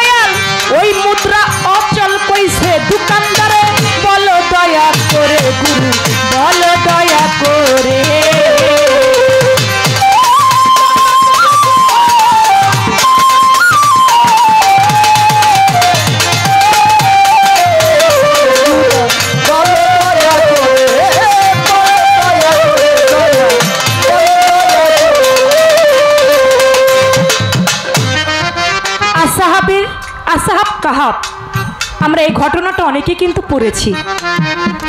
এই আসাহাবে কাহাব গুহাবাসী 309 বছর ঘুমাইয়া কুরনিয়া আসাহাব কাহাব নাম ধরে তার পরিচয় লাভ করে। খাবার আনতে গেল একজন মুদ্রা হাতে করে। আব্দুল হান্নান চিশতি বলে মুদ্রা অসল কইছে দোকানদারে। দয়াল আমারে মানব দেহের মধ্যে আসাহাব কাহাব তারা কোথায়? মানব দেহের মধ্যে আসাহাব কাহাব আছে তারা কোথায়? এবং একজন মুদ্রা হাতে করে খাবার আনতে গেল, কিন্তু মুদ্রা হাতে পেয়ে বলল এই মুদ্রা কোথায় পাইলা? এটা তো এখনের মুদ্রা না, এটা তো 300 বছর আগের মুদ্রা। তা বললেন যে এই মুদ্রা তুমি কোথায় পেলে? এই মুদ্রা তো অচল। দয়াল আমার মানব দেহ অচল একটা বস্তু আছে, আমার মানব দেহের সেই অচল বস্তুটা কি? এখান থেকে আপনার কাছে আমার বিষয় রইল, আশা করি সুন্দরভাবে জবাব করবেন। আমার দয়াল গুরুজি আমার কাছে 9টি বাতুন সম্বন্ধে জানতে চেয়েছেন। 9টি বাতুনে 9টি প্রশ্ন করা হয়েছে। সেই 9টি বাতুন কি? একটা হচ্ছে গঞ্জমুখী, জামাদাত, হায়ানাত, নাবাদাত এবং মনি, আলকা, মেসগা, জনিন, তেফলে কামেল। এ হলো 9টা বাতুন। এই 9টা বাতুন ঘুরেই কিন্তু আমরা এই জগতের মধ্যে এসেছি। আবার সনাতন ধর্মে বলে 84 লক্ষ যোনি ভ্রমণ করে পেয়েছি এই মানব জন্ম। তাহলে এই যে গঞ্জমুখীতে যখন ছিলাম তখন ছিলাম কোথায়? আল্লাহর কাছে। আল্লাহ পাক প্রশ্ন করলো, কি প্রশ্ন করলো? আলাস্তু বিরাব্বিকুম, হে রুহু আমি কি তোমার প্রভু নয়? রুহু সেদিন বলল আনতা আনতা, তুমি তোমার আমি আমার। প্রশ্ন করা হলো আলাস্তু বিরাব্বিকুম, হে রূহ আমি কি তোমার প্রভু নয়? একে একে যখন প্রশ্ন করে রূহ স্বীকার করে নেয়, ইয়া কালুওয়ালা, আপনি আমার স্রষ্টা, আমি আপনার সৃষ্টি, করব আপনার আরাধনা। সুবহানাল্লাহ। পঞ্চমুখীতে যখন ছিলাম তখন প্রশ্ন করেছিলেন আল্লাহ পাক যে আমি কি তোমার প্রভু না? আমরা স্বীকার করেছিলাম হ্যাঁ আপনি আমার প্রভু, আপনি স্রষ্টা, আমরা সবাই সৃষ্টি। রূহ জগতে। হ্যাঁ। জামাদাতের মধ্যে যখন ছিলাম তখন ছিলাম বৃক্ষ রূপে। বৃক্ষ রূপে যখন ছিলাম তখনও প্রশ্ন করা হলো এখন তোমার রূপ কি? এখন তোমার রূপ কি? আমি সেদিন বললাম মাওলা গো আমার রূপ এখন বৃক্ষ রূপে, আমি মানব রূপ পেতে চাই। বলে মানব রূপ পেতে গেলে এটা সাধনার বিষয়। তুমি এই বৃক্ষ রূপ, এই বৃক্ষ জুনিতে তুমি থাকো, বৃক্ষ জুনির সাধনা যখন তোমার হয়ে যাবে, যখন আমি আল্লাহ বুঝতে পারবো তুমি পরিপূর্ণ হয়েছো, তখনই তুমি মানবে প্রকাশ পাবে, তা না হলে প্রকাশ পাবে। সুবহানাল্লাহ। চলে গেল জামাদাত, চলে আসলো নাবাদাত। নাবাদাতের মধ্যে যখন আমি ছিলাম তখন ছিলাম আমি ধাতু রূপে। যখন ধাতু রূপে ছিলাম তখনও আমি প্রার্থনা করি মাওলা আমি মানব রূপ পেতে চাই। বলে কেবল মাত্র 2 ধাপ পার হয়েছো, আর একটু বাকি আছে। তুমি ধাতু রূপ পেলে তুমি কি করবে? তোমার কি ঈমান ঠিক থাকবে? ঈমান সম্বন্ধে প্রশ্ন করেছে। আমি আল্লাহকে বলেছি মাওলা গো আমার ঈমান পরিপাক থাকবে, আমি আপনাকে ছাড়া কাউকে কখনো আমি শরীক করব না। সুবহানাল্লাহ। এমনি ভাবে চলে এলো মনি আলকা মেজগা জনিন তেফলে কামেল। এমনি ভাবে ঈমান সম্বন্ধে আমার আমানত সম্বন্ধে আমার আল্লাহ পাক জিজ্ঞাসা করে, আমি আল্লাহকে জবাব করি মাওলা গো আমি তোমার আমানতকে খেয়ানত করব না। কিন্তু দয়াল আমানত তো খেয়ানত হইয়াই যায়। আল্লাহকে আল্লাহ প্রশ্ন করলো আমানত সম্বন্ধে, আমি জবাব করেছিলাম আমি আমানত খেয়ানত করব না। কিন্তু আমরা মানুষ, আমরা আমানতটাকে তো ঠিক রাখতে পারি না। ও দয়াল এই যে 16 আনা দিবে বলে আজও দিলে না, কেন রে মন সাধুর সঙ্গ নিলে না? দয়াল আল্লাহ তো 16 আনা দিয়ে পাঠাইছে, আমরা কি কেউ বুকে হাত দিয়ে বলতে পারবো আমাদের 16 আনা পরিপূর্ণ আছে? আমার আল্লাহ পাক বলেছে হে বান্দা আমি তোমাকে 16 আনা ধন দিয়ে দুনিয়ার বুকে পাঠিয়েছি, রতি মাসা যদি কম হয় আমি তোমাকে ছাড় দেব না। আমার এক নাম হবে সেই আখেরে, সেই হাসরে ওয়াহিদুল কাহার। আমি সেদিন কঠিনের থেকে কঠিন হয়ে সেদিন বিচার করব। হে বান্দা তুমি 16 আনার এক প্রতি কম হলে হবে না। ও দয়াল আমরা কেউই তো বুকে হাত দিয়ে বলতে পারি না 16 আনা ঠিক আছে, তাহলে 16 আনা পরিপূর্ণ মাওলাকে দেব কেমন করে? এটা আপনার কাছে আমার ধরা রয়ে গেল। আমানত ঠিক রাখতে বলেছে, আমানত কোথায় ঠিক রইল? এটা তো ঘাটে পথে মাঠে কত জায়গায় খেয়ানত হয়ে যাচ্ছে, এটা তো আমি ঠিক রাখতে পারছি না। তাহলে আমি কেমন করে আমানত ঠিক রাখতে পারবো? আল্লাহকে আল্লাহ প্রশ্ন করেছে, আমি তো তাকে ওয়াদা করেছি হ্যাঁ আমি আমার আমানত ঠিক রাখবো, কিন্তু আমি তো ঠিক রাখতে পারছি না। এখান থেকে দয়াল যে কথা রেখেছিল জবাব করলাম, সাথে এখান থেকে আমিও কিছু কথা রেখে দিলাম।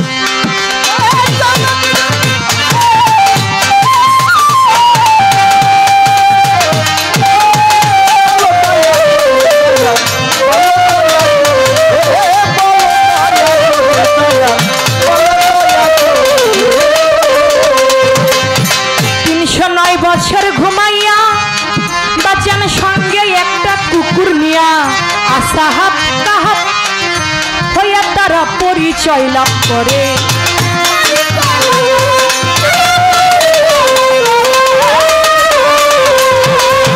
খাবার আনতে গেল একজন মুদ্রা হাতে করে,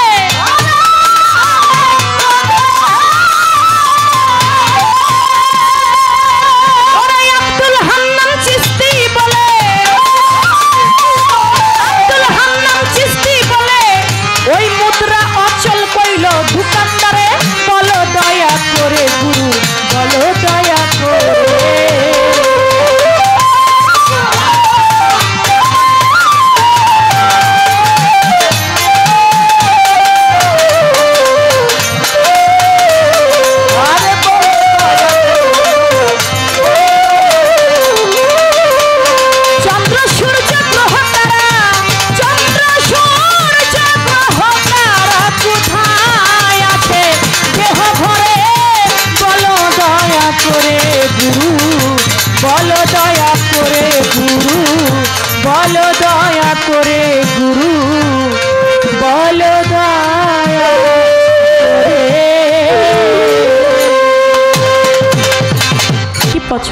করেন।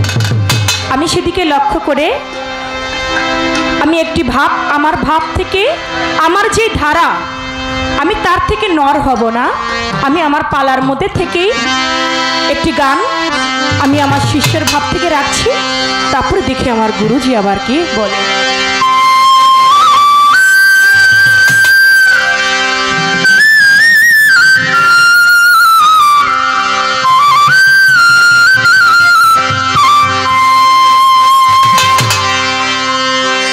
আমার মন তো ঘরে বসে না রে, প্রান্ত ঘরে বসে না, মুর্শিদের পিরিতেই আমি হইলাম দেওয়ানা। আমার দয়ালের পিরিতেই আমি হইলাম দেওয়ানা। আমার মন তো ঘরে বসে না রে, প্রান্ত ঘরে বসে না, দয়ালের পিরিতেই আমি হইলাম দেওয়ানা। আমার মুর্শিদের পিরিতেই আমি হইলাম দেওয়ানা।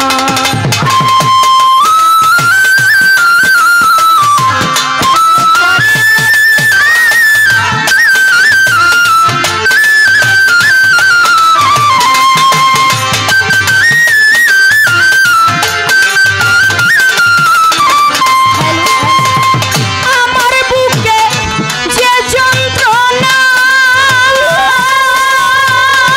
ওরে আমার মুর্শিদ বিনে কেউ জানে না। ওরে ওই দয়াল আমার বুকে যে যন্ত্রণা,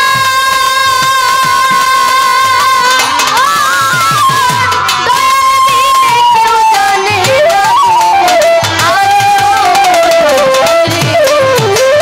আমার বুকে যে যন্ত্রণা,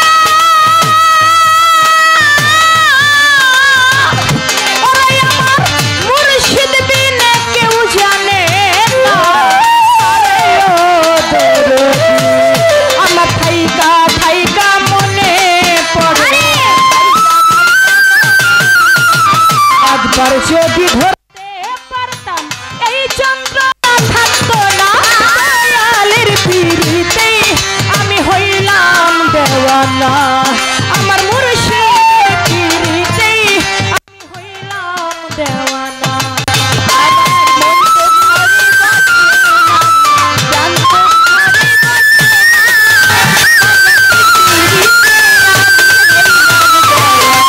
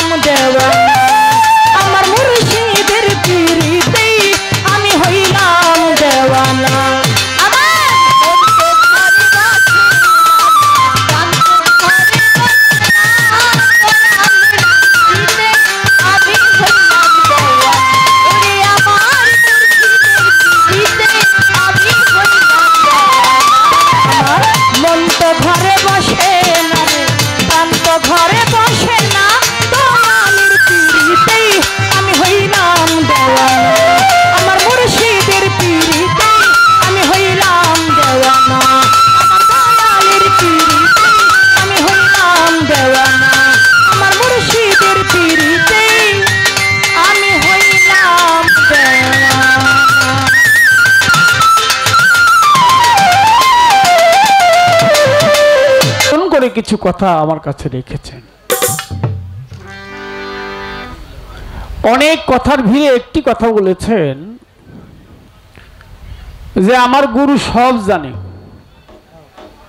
না, গুরু সব জানে কিন্তু কাজল দেওয়ান সব জানে না। ব্যক্তি কাজল দেওয়ান আর গুরু এক বিষয় না। কাজল দেওয়ানো জানে, তবে যেটুক জানে সেটুক বলবে। আরেকটা কথা বলে রাখি, কিছুটা জানি কিছুটা জানি না, কিছুটা জানলেও বলবো না। কিছুটা জানি কিছুটা জানি না, কিছুটা জানলেও বলবো না। কিছু কথা আছে, আস্তে, কিছু কথা আছে একজন বলবে আরেকজন শুনবে। আমার বেলায় মাইক এরকম করে? অবশ্যই তুমি আগে চন্দ্রের মাইক বাজাইছো, টিপে টিপে একটা বাও আছে তোমার সাথে, তার জন্য আমার বেলায় তুমি আমার কষ্ট দিতেছ। মাইক কিন্তু ভালো মাইক, আসলে ভালো, একটু মেশিনারি ব্যাপার। কি বলতেছিলাম, গুরু সব জানে, কাজল দেওয়ান জানে না।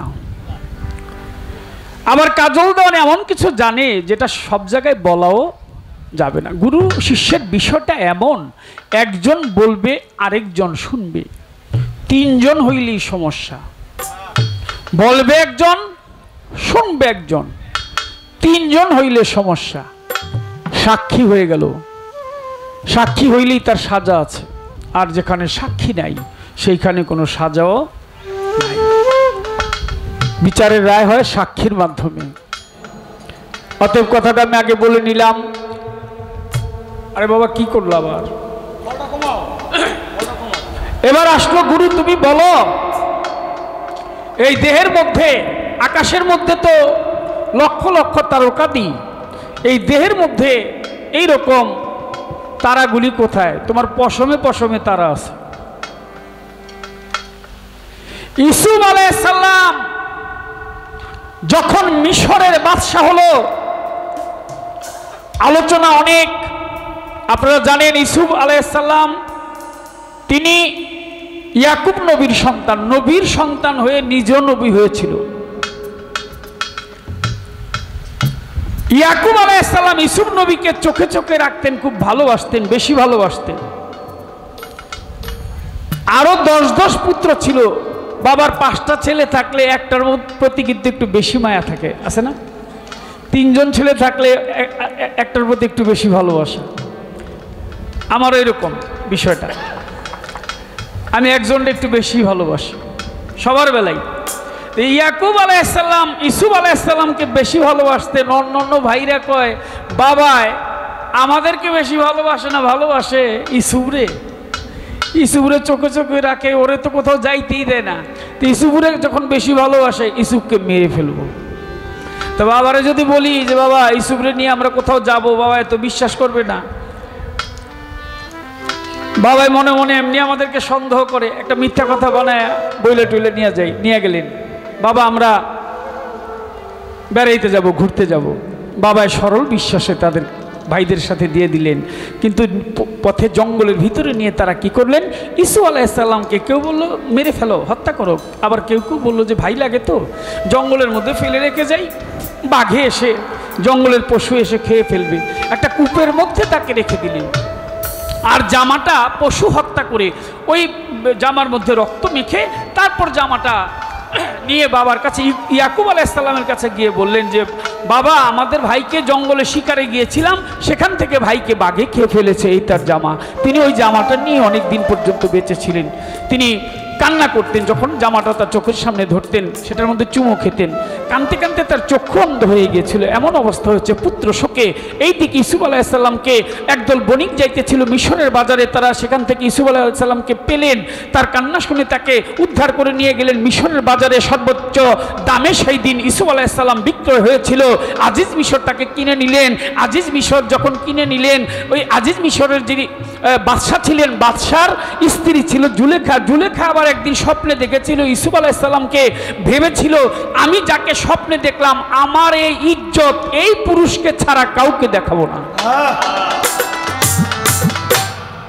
অবশেষে জুলেখার মন যখন ভালো না, আনমনা ভাব, স্বামীর সংসার করতে চায় না, বাদশার ঘরে থাকতে চায় না, বাদশার স্ত্রী, তখন ইউসুফ আলাইহিসসালামকে রাখাল হিসাবে নিয়ে তাকে দিলেন।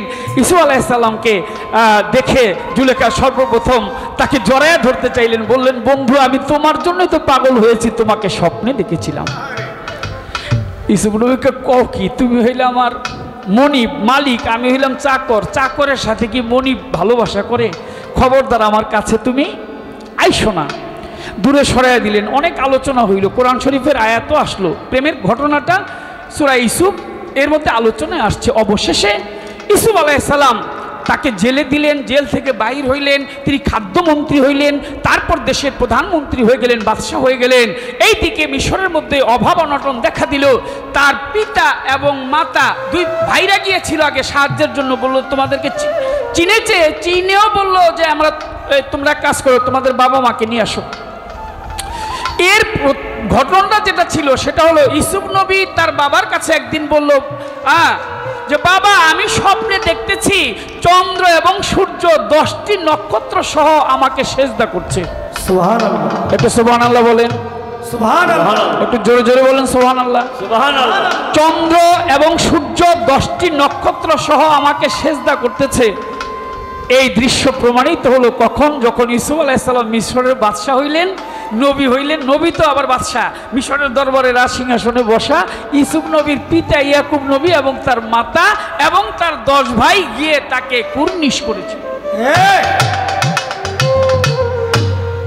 বাদশাকে যেভাবে সম্মান করে, তাহলে বুঝা গেল পিতাই হচ্ছে সূর্য, মাতা হচ্ছে তার চন্দ্র, 10টি ভাই হচ্ছে নক্ষত্র। তোমার দেহের মধ্যে লক্ষ লক্ষ নক্ষত্র আছে, তুমি হয়তো খেয়াল করতে পারো না। এটা ওই যে কথাটা বলছে যে আমি তো রাস্তাঘাটে ফেলে দিলাম, এই আলোচনায় আমি পরে আসি। তাহলে বোঝা হয়ে গেল কি পিতৃশক্তি যেটা সেটা হচ্ছে সূর্যের মতো, আর মাতৃশক্তি হচ্ছে চন্দ্রের মতো। পিতামাতার রণকৌশলের মাধ্যমে আপনি আমি আমরা যারা আছি সমস্ত মানুষের পৃথিবীতে আসছি।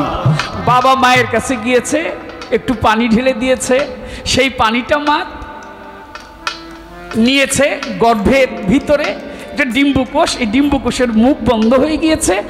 তারপর আস্তে আস্তে এই ডিম্বুকোষের মুখ বন্ধ হলে ওখানে বড় হইতে লাগলো, মানে বাড়তেছে, বীর্যবর্ণ, ঘোলাট বর্ণ, রক্তবর্ণ, মাংস হলো, হাড্ডি হলো, সব কিছু হয়ে যখন হস্তরেখা থেকে সমস্ত রূপটা হয়েছে, তখন একটা পরিপূর্ণ মানুষ হয়ে আসলো। কিভাবে? যে রাস্তায় গিয়েছিলেন সেই রাস্তায় এসেছেন।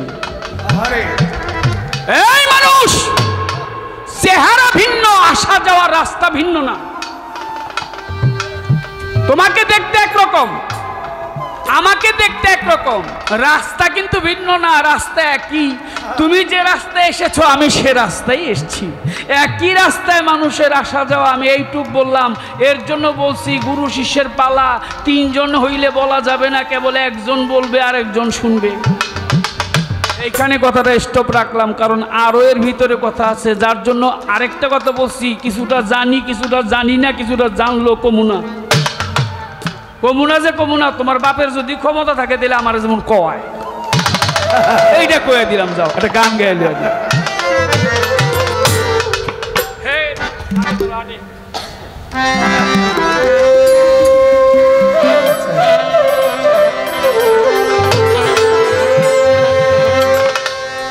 একবার সবুরেরই দেশে আমার একটু জায়গা টাকা দিন, লড়ন চরণ লাগে তো।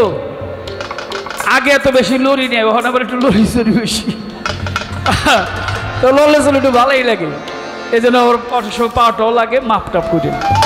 একবার সবুরেরই দেশে বই দেখি দম কষে উঠিস না রে ভেসে মন পেয়ে যন্ত্রণা কারো রবে না এ ধন এই জীবন ও যৌবন তবে কেন মন তোমার এত বাসনা কারো রবে না এ ধন ওরে যে করবে কালার চরণের আশা জানো না রে মন তার কি দুর্দশা চন্দ্রারে যে করবে কালার ওই চরণ আশা সরে ওরে চন্দ্রা যে করবে কালার ওই চরণের আশা তুমি জানো না রে মন তার কি দুর্দশা আরে সরেন নাকি লিখে আপনারা কইলাম কি চন্দ্রা তুমি যে 500 টাকা দিলা বাবা এটা তো আমি নিলাম তা তোমার কাছে যদি আমি কিছু চাই তাহলে তুমি আমার সেটা দেবা কিনা কয় আমার যা আছে সবই গুরুর আমি এত কিছু চাবো না তোমার লগে যেটা বই রয়েছে এটা আমার দিবা যে করে কালা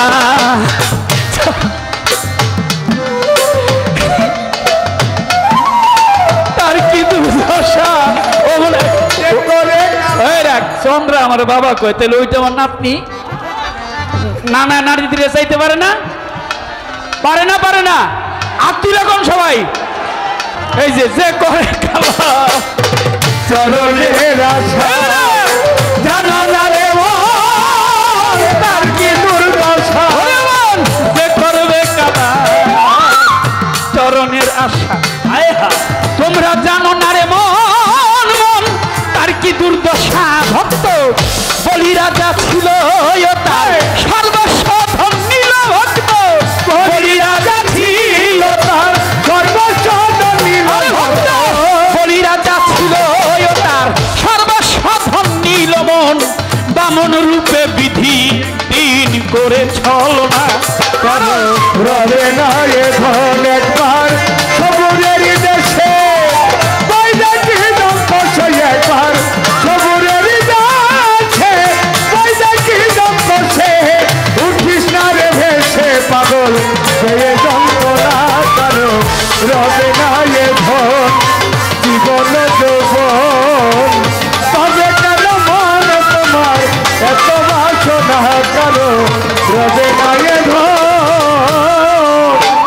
প্রহ্লাদ চরিত্রে একজন দেখো দৈত্য ধামে কত কষ্ট করি সেই হরি নামে সোনার দরিদ্র দেখো তো খোড়া কত কষ্ট করে সেই হরি নামে প্রহ্লাদ চরিত্রে একজন দেখো দৈত্য ধামে কত কষ্ট করে সেই গুরু নামে তারে আগুনে পোড়ালো আবার জলেতে ডুবালো তারে আগুনে পুরালো জলেতে ডুবালো আগুনে পোড়ালো আবার জলেতে ডুবালো তবু না ছাড়িল সে শ্রীনাম সাধনা তারও রবে না এ ধন একবার সবুরের দেশে বই দেখি দম কষে একবার সবুরের দেশে বই দেখি দম কষে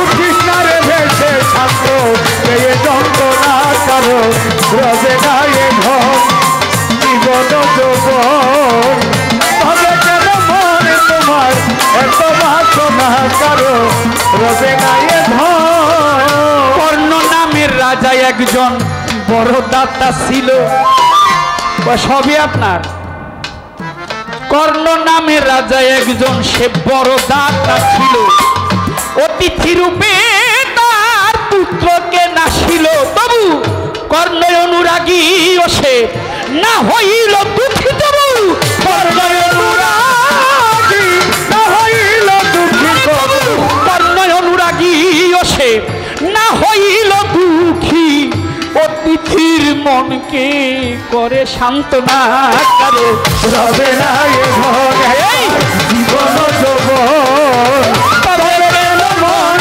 তোমার এত বাসনা একবার সবুরের দেশে বই দেখি দম কষে একবার সবুরের দেশে বই দেখি দম কষে উঠিস না রে ভেসে পাগল সে যন্ত্রণা করো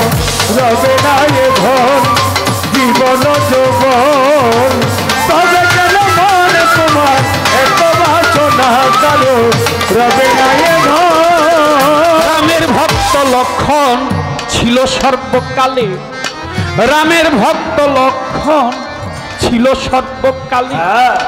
শক্তিশালী তাহার বক্ষস্থলে, ওরে রামের ভক্ত লক্ষণ ছিল সর্বকালে, শক্তিশালী তার বক্ষস্থলে। রামের ভক্ত লক্ষণ ছিল সর্বকালে, শক্তিশালী তাহার বক্ষস্থলে। তবু রামচন্দ্রের প্রতি লক্ষণ না ছাড়িল ভক্তি, তবু রামচন্দ্রের প্রতি না ছাড়িল ভক্তি, রামচন্দ্রের প্রতি লক্ষণ না ছাড়িল ভক্তি। ফকির লালন বলে রে একটু মন করো বিবেচনা। প্রীতি প্রীতি প্রীতি প্রীতি তারাই তারাই জানে গো যার শোনে যার ভাবের প্রীতি। প্রীতি তারাই তারাই জানে গো যার শোনে যার ভাবের প্রীতি। প্রীতি তারাই তারাই জানে গো যার শোনে যার ভাবের প্রীতি। প্রশ্ন করেছে আমার কাছে, শুনেছেন বন্ধুগণ, সেই কথাগুলি আস্তে আস্তে আমি করবই আলাপন। ধন্য বাবার পুণ্য বেটি ধন্যবাদ জানাই। বলে আরেকবার দেখা হয়েছিল মাদারীপুরে। ভাই মাদারীপুরে দেখা হয়েছিল, ওই এলাকা তোমার এলাকায়, এর জন্য ডরের চলে কিছু কই নেই। আজকে আমার বাড়ির লগে, আরে কেরানীগঞ্জ যাইতে হবে গো, আজকে আমার বাড়ির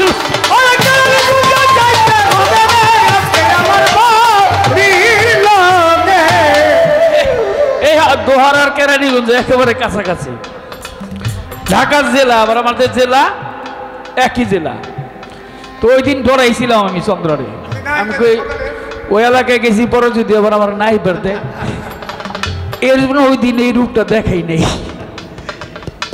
আজকালও দেখাই নেই। কিনছি একটু কইলাম আর কি, নাতনির কথা কইছি, এটা একবার কইতে পারে যে দেহ দেওয়ানে এই বয়সে আমার মায়ের চায়।